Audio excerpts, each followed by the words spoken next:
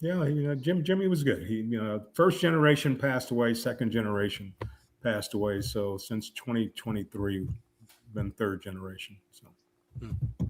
Yep, they have a lot of generational dealerships. I mean, some of these big publicly owned groups are buying a lot of them up, and so the landscape's changing, a good bit. But they still have a lot of these outfits. I mean, the one I started with, the Crown Group, they only have one dealership, but they're still out there. And then another dealer down here that I worked with, the Bergerons, they're still at it, and they're on at least third generation.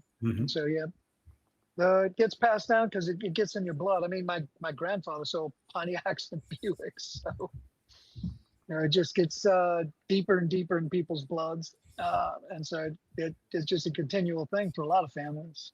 No, my father had a body shop, and so I remember at 4, 5, 6, sweeping up, and eventually graduating to taking off rusty bumpers, and eventually can sand and mask the vehicle ready to be sprayed and whatnot. So stays in your blood.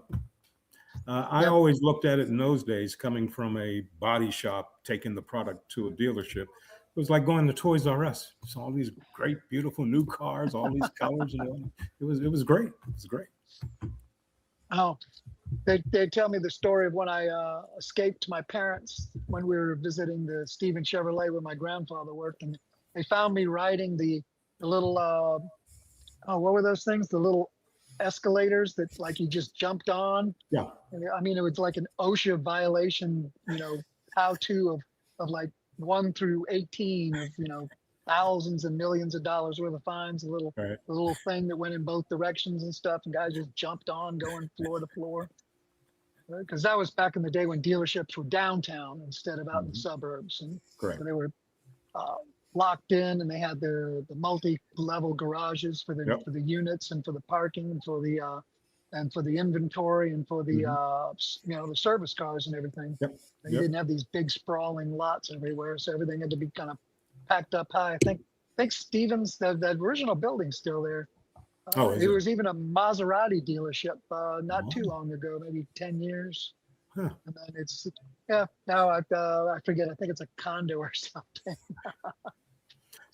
But we're very fond memories of going to that. The closest thing, nothing that I've seen around the Atlanta or in the South, but closest thing would be when I was back in North Jersey or working Manhattan. You would see that concept of where they would have 3, 4, 5 levels and still had to have parking and whatnot. So miss those days. Yep.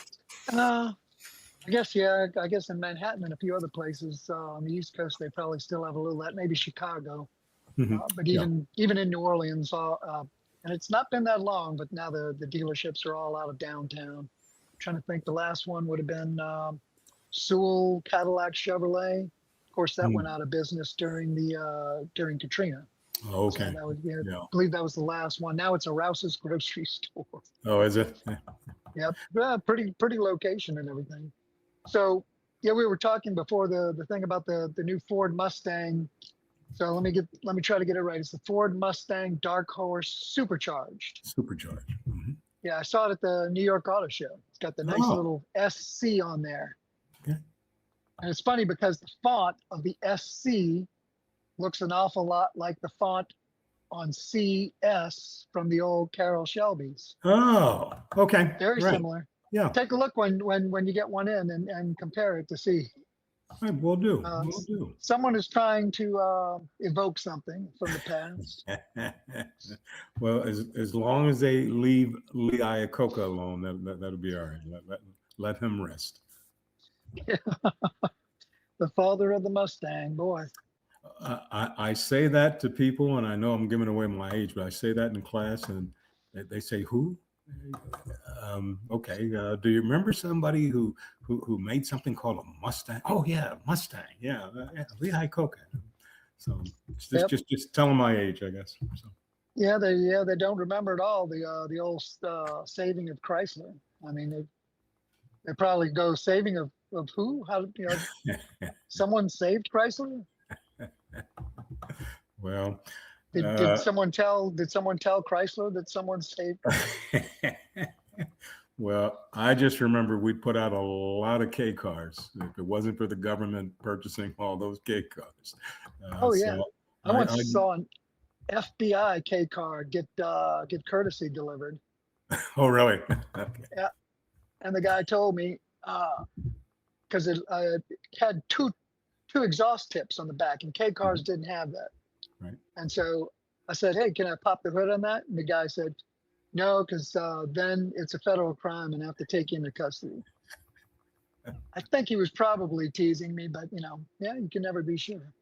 Thanks for watching. If you liked the video, hit the like button, subscribe for more, and drop a comment below. We'd love to hear from you and it really helps out.